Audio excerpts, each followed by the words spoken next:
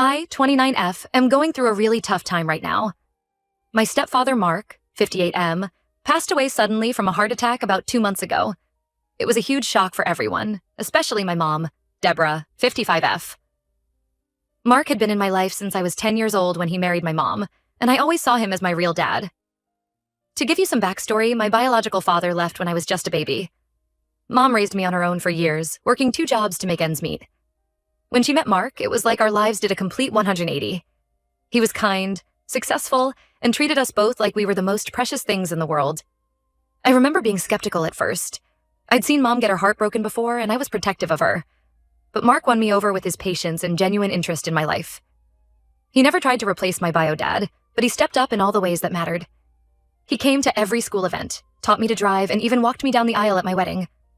When I graduated college, he surprised me by offering to pay off all my student loans. That's the kind of man I thought he was.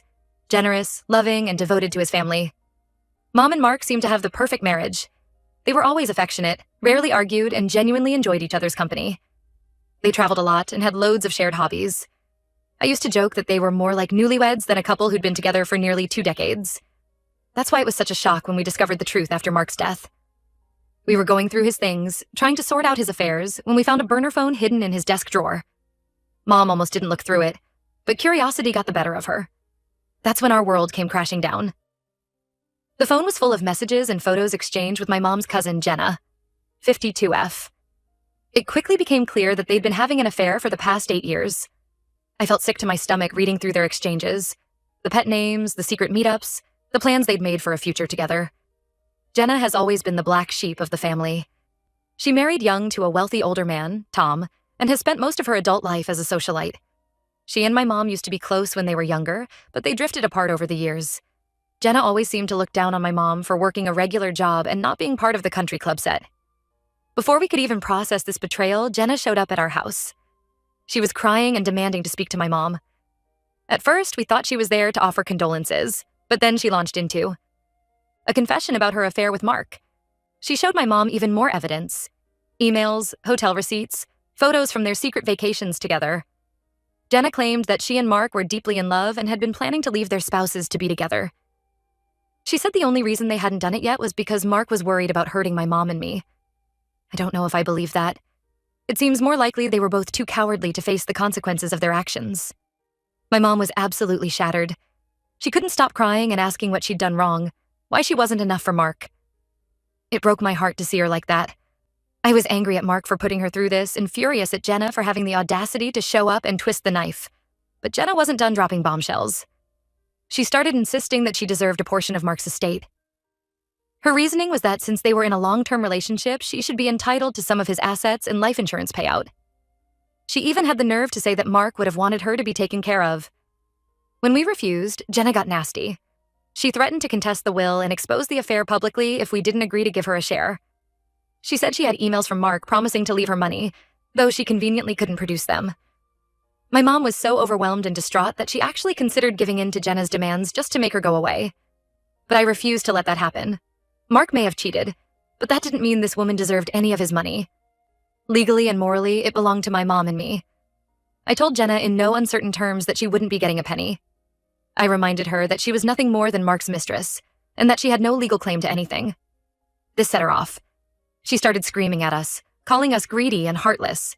She said we'd regret crossing her. True to her word, Jenna began a campaign of harassment against us.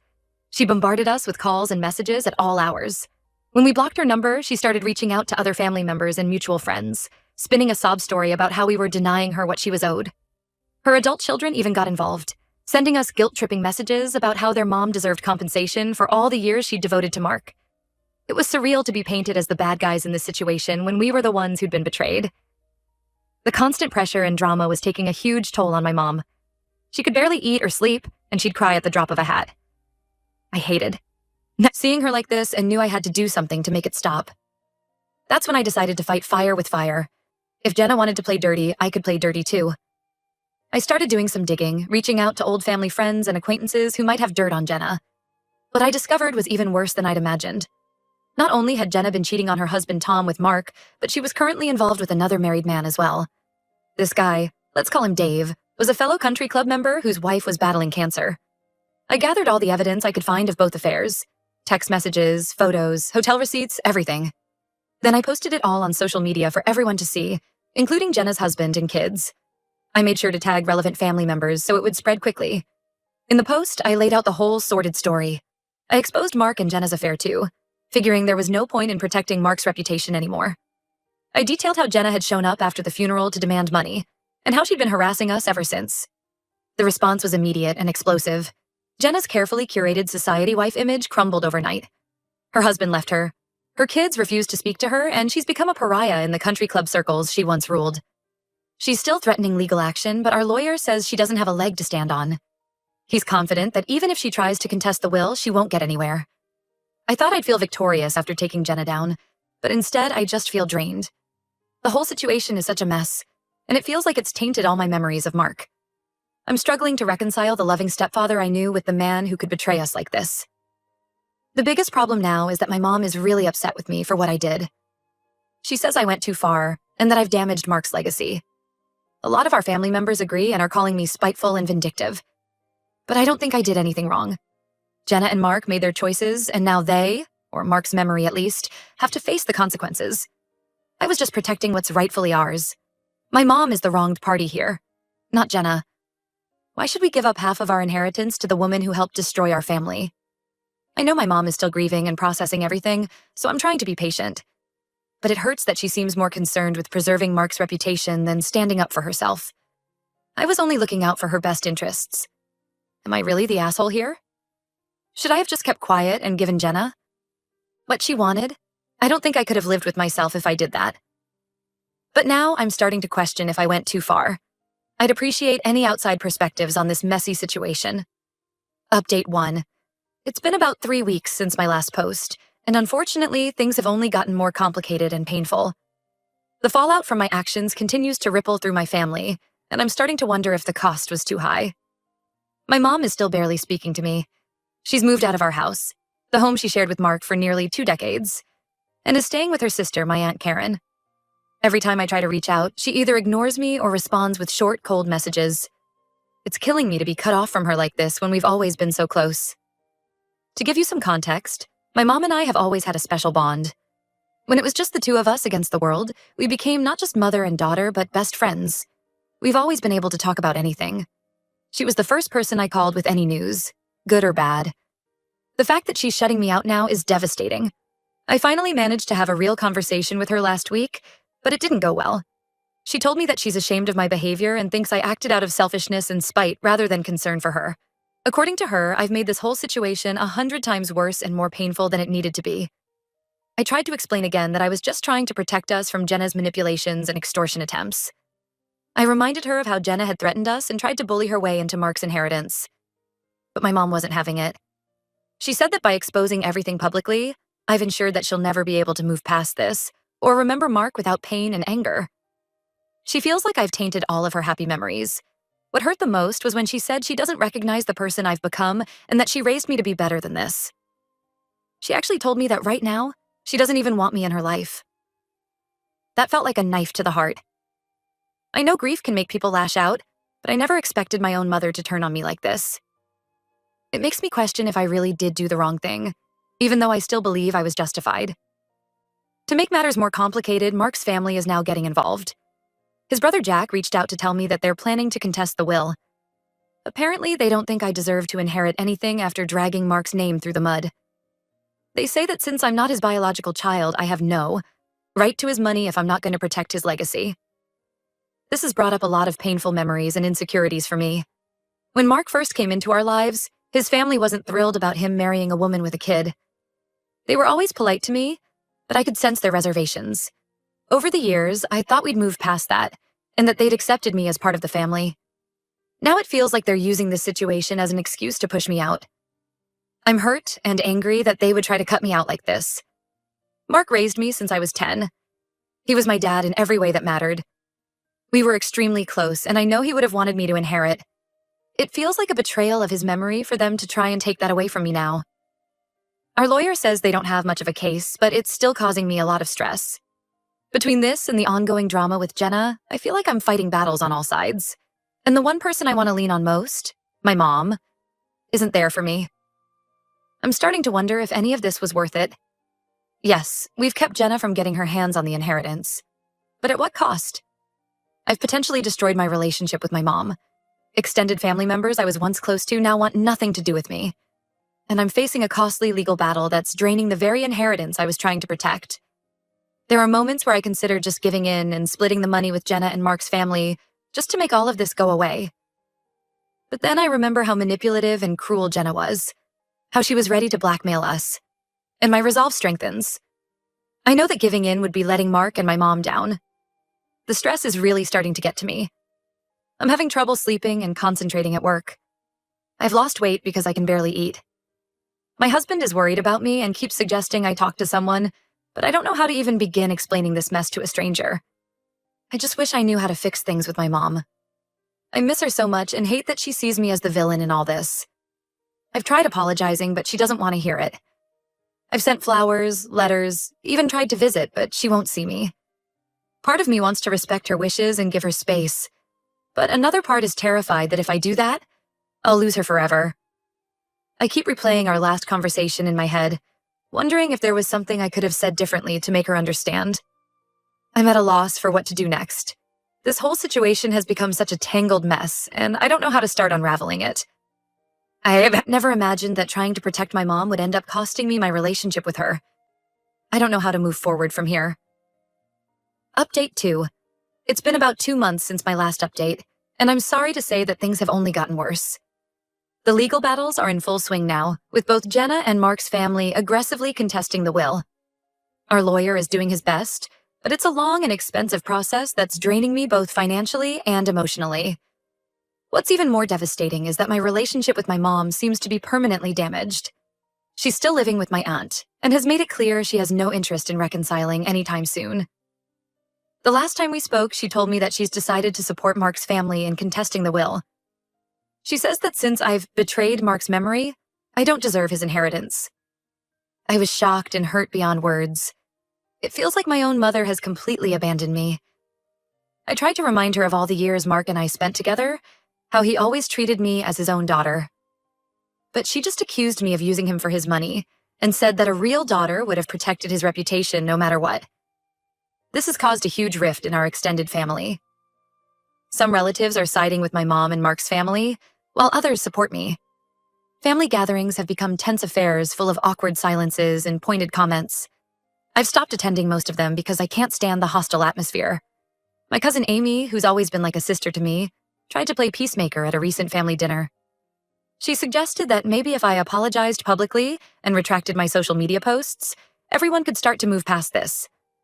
But I don't see how I can do that without letting Jenna off the hook and opening us up to her demands again. Jenna is still on the warpath, determined to get what she feels she's owed. She's been spreading vicious rumors about me in the community, painting me as a greedy, heartless person who is disrespecting her true love, Mark. Some people are actually buying into it, and I've lost friends over this. Last week, I ran into Jenna at the grocery store. She made a big show of crying and saying how much she missed Mark, loudly enough for everyone around us to hear.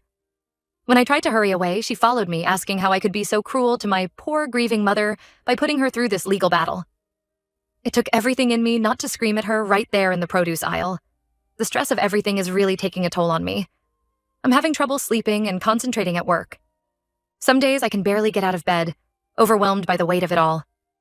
I keep second-guessing every decision I've made, wondering if there was a way I could have handled this that wouldn't have cost me so much. My husband has been my rock through all of this, but I can tell it's wearing on him too. He's been picking up my slack at home and trying to shield me from the worst of the gossip. I feel guilty for putting him in this position, especially since this isn't even his family drama. But then I remember how Jenna tried to manipulate and blackmail us, how she was ready to tear our family apart for money. I think of how Mark betrayed my mom's trust for years, and I find my resolve again. I know I did the right thing in exposing the truth, even if everyone else disagrees. I'm trying to stay strong and focus on the future. I've started looking into grief counseling groups, hoping to find people who might understand what I'm going through. I'm also throwing myself into work as a distraction. It's not much, but it's helping me get through each day. I still hold out hope that someday my mom will come around and see that I was just trying to protect us. But I'm also preparing myself for the possibility that our relationship may never recover. It's a painful reality to face, but I'm doing my best to accept it. For now, I'm just taking it one day at a time and trying to stay true to myself, even when it feels like the whole world is against me. Update 3.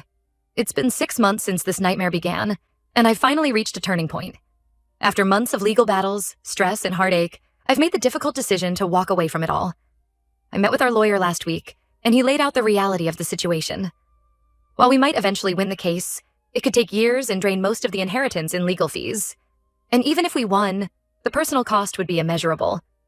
So I've decided to offer a settlement. I'm giving up my claim to the inheritance, splitting it between my mom, Mark's family, and yes, even Jenna. It's not what I wanted, but I realize now that no amount of money is worth the pain and damage this fight has caused. The decision wasn't easy. I spent nights agonizing over it, feeling like I was letting Mark down by giving in. But then I found an old photo album from my high school graduation. There was a picture of Mark beaming proudly next to me in my cap and gown. I remembered how he always said that family was more important than anything else. I think he'd understand why I'm doing this. I called my mom to tell her about the decision. It was the first time we'd spoken in months. The conversation was awkward and stilted, but at least she didn't hang up on me. She agreed to the settlement terms, but made it clear that this doesn't fix everything between us. She said she needs more time. Telling Jenna was harder. I arranged to meet her in a public place, worried about how she might react. To my surprise, she was subdued. The fight seems to have gone out of her, too. She accepted the terms without argument, and even thanked me for being generous. The word tasted bitter in my mouth, but I let it go. Mark's family was the last to agree, but they eventually came around. I think they're just relieved to put this all behind them. My relationship with them will never be the same, but at least the hostility has cooled. The legal proceedings to finalize everything are underway. It's strange to think that soon this will all be over. I'm not sure how to feel about it. There's relief, certainly, but also a lingering sadness for everything that's been lost. I'm planning to move to a new city once everything's settled. I need a fresh start, away from all the painful reminders and gossip. My husband's company has an office in Seattle, and they've agreed to transfer him. It's scary to think about starting over, but also oddly freeing. My cousin Amy is the only one who seems to understand why I'm leaving. She helped me pack up my childhood bedroom at Mom's house last weekend. We found my old diaries, full of entries about how excited I was when Mark came into our lives. Amy hugged me as I cried over those innocent words from my younger self. I've learned some hard lessons through all of this, about family, loyalty, and the complexities of human relationships. I still believe I was right to expose the truth, but I regret the way I went about it. In trying to protect what I thought was important, I lost sight of what really matters. I don't know what the future holds. My relationship with my mom is still fragile, and I don't know if we'll ever fully recover what we had. But I'm hopeful that with time and distance, we might be able to build something new. For now, I'm focused on healing and moving forward. I'm looking into volunteer opportunities in Seattle, thinking maybe I can channel all this pain into helping others. My husband and I are talking about starting a family of our own someday. Life goes on, even after everything changes. To those who have followed my story and offered support, thank you. Your words have been a lifeline during this difficult time. I may not be around much once I move, but I'll always be grateful for the kindness of strangers during the darkest period of my life.